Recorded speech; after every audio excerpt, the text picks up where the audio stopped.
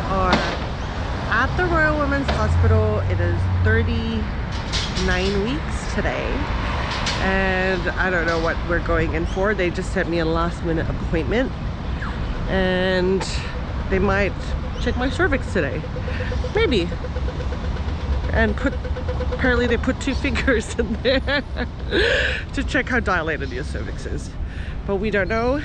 We'll find out more and we'll keep you updated. Yeah.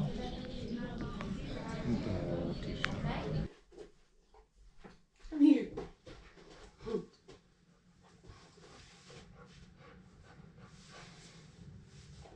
So yesterday the hospital was pretty uneventful.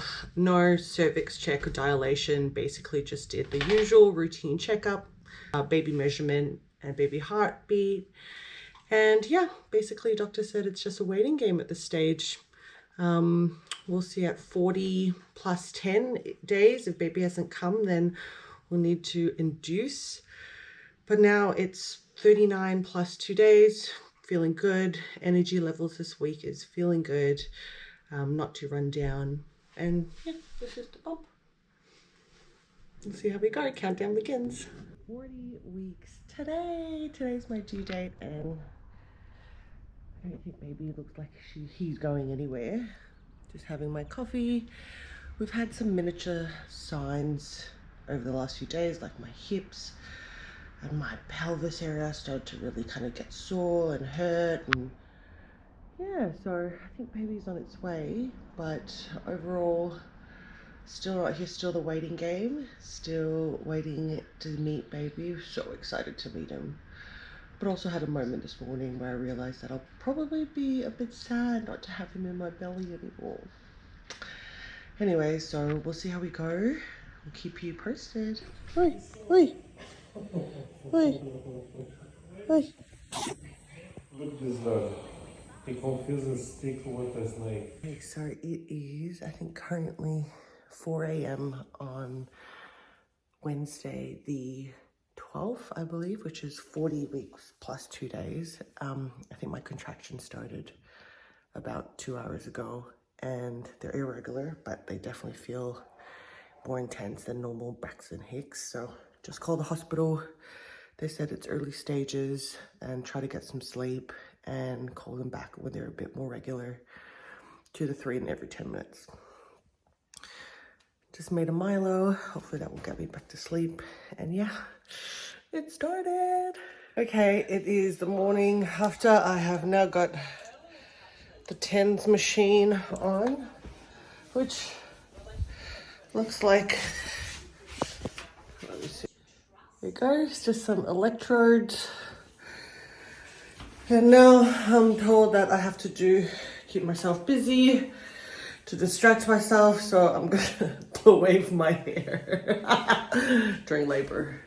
Here we go.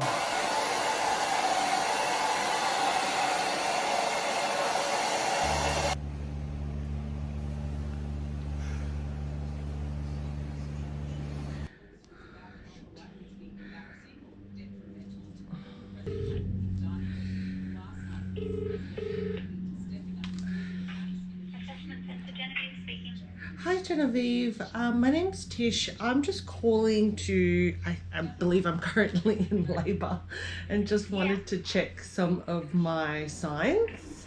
Yeah, sure. So I've been having kind of mild contractions since 2 a.m. And I'm just timing them now, and it still says it's quite early because it's not very close together. Yeah. But I believe my mucus plug just came out. Beautiful. Yes. Yeah, it sounds like things are still early. Okay. Still in early labour. More than happy for you to stay at home and wait until those contractions become closer and stronger. Okay. Do you think that will happen in like 6 hours, 12 hours? Yeah, no, it could, it could be a day, it could be 12 hours, could be longer. Okay, right. Yeah, everyone's very different. Okay. So it Okay. might take a while for it to become like that. Okay. I'm currently on all fours, and the contractions are like 2-3 minutes apart, and it's like really intense. but I've called the hospital and they said that it's not time yet. Oh my god. This tent machine is helping me. Thank God. But oh my god, this is I just don't know, like, if this is not even bad yet, like what it's gonna be later.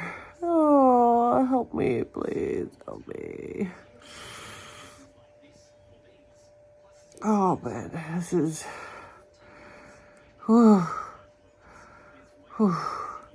floppy face, floppy fanny. Good boy. Oh, let's go, Slippy. Oh.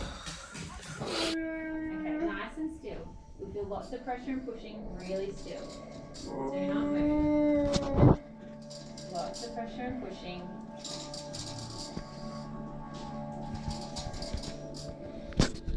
Lots of pressure and pushing, really still. Really still.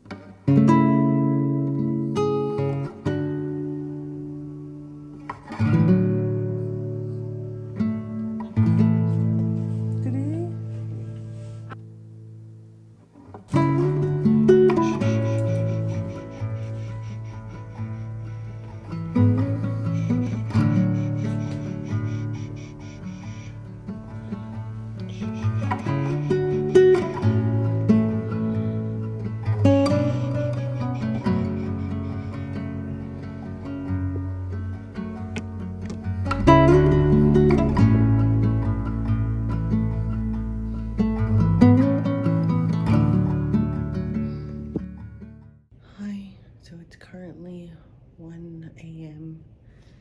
and we're in a private room. My little baby, he's doing so well. We're exhausted though, so I'm gonna try get some rest. We had a very traumatic labor, which we'll talk more about tomorrow, but for now, we're just gonna get some rest. Baby's doing so well. He's so precious and he has my heart. And I'm a mom. I'm a mom and I love him so much. All right, I'll see you tomorrow. Hey guys, so it is now day 2 postpartum and I thought I would just share a little bit about what's happened over the last few days. I've got a little special guest there behind me, which I'll introduce to you soon. But I thought I'd just recap. So, short way to describe my labor was that it was traumatic. It happened really quickly. I think even from when I was home, you know, I remember mum saying, oh, she's probably got, you know, minimum like 4 hours, 4 to 6 hours of, you know, that early stage. And I basically was like, no, I feel it's coming on strong. I called the hospital and they said, come in immediately. So my mucus plug, or, you know, when I started counting, really, the contraction starting was 12 p.m. I got to the hospital around 3:34 and by 7:45 that night I had my baby. And my labor escalated really, really quickly. Like the pain just came out of nowhere, like strong. And I think one thing that I have to say was I was just not expecting that level of excruciating pain, which is silly to say, but I don't know. I thought I had kind of gone into it with a really positive, strong mindset to kind of get through it, to break through it. But no, I have to be really honest, it was so hard. I kept on saying, I can't do this, I can't do this, help me, please, why won't someone help me? Get me the epidural, I can't do this anymore, I don't think I can do this. And I was on gas for most of it. I didn't get the epidural till the very end, and even then it didn't really work on me. So I was in a lot of pain most of the time, but I just like salute to every single woman who's gone through that and, you know, said that it wasn't too bad. Sure, like labor is different for everyone. But also just women who choose not to have any kind of drugs at all to help with that. Because that was really, really just horrific amounts of pain. And even first said to me, like, if he didn't love me before, like, just seeing me go through that level of pain to birth our child was just, you know, due respect. So yeah, it was really hard, and it was hard for him too, just to watch me, I think, just yell out in that primal place of absolute what felt like torture. And yeah, you know, I feel like it's a bit silly saying this now, and I feel like, oh, I wish I could have been in a much better headspace. And if that's one thing that if I were to do this again, is to maybe spend a bit more time on the mental headspace. Or maybe the second time, they say it's always easy because you just kind of know what to expect. But it was yeah, it was by far the most painful thing and hardest thing that I've ever had to go through in my life. So yeah, so the nurse took her time in terms of administering me the epidural. So she was holding off for some reason. So I was, you know, in a lot of pain for a long time. And the doctor finally came in and said that, you know, the baby's head was down really low. They could really see it, but it's stuck there. So they had to use a suction first and try that twice, and that didn't work. And then they had to use forceps. Sorry if this is too much information. And all that time, the epidural hadn't really kicked in because I could still feel the lower half. Maybe not 100%, but, you know, some of it. And then they used forceps, and baby's heart rate was getting lower and lower. And I just remember the doctor saying, we need to do this quickly. They're not liking what they're seeing. And yeah, I remember just pushing, and when baby finally came out, they put him on my belly, and he was silent. Like Fer told me that he was silent, he wasn't crying. And that really scared him. And it took, you know, a couple, you know, what felt like a few minutes of the nurses really vigorously shaking him before he started crying. So that was scary as well. The last moments of like, yes, we're finally here. We're going to get this done. We're going to push this baby out. But hey, this is a risk. His heart rate is plummeting. Like, we need to do this quick, and not kind of knowing and putting full trust in the medical team there. So that was really great to have such a great medical team that got him out healthy and safely, and just, you know, being able to hold him in the end. I think it was just all a massive relief. So that's a short version-ish of the story. I shall update you more and have more reflections along the way. But now I've been here for two-ish nights, just resting up, go home today. And yeah, the moment you've been waiting for. Time to meet a little addition, and his name is Tambakau Machado. Theo being kind of the Brazilian version of Theo, and it's pronounced Theo. I know it's a hard one, but it's kind of like a muted L is the way they pronounce their O. So Theo Tambakau Machado.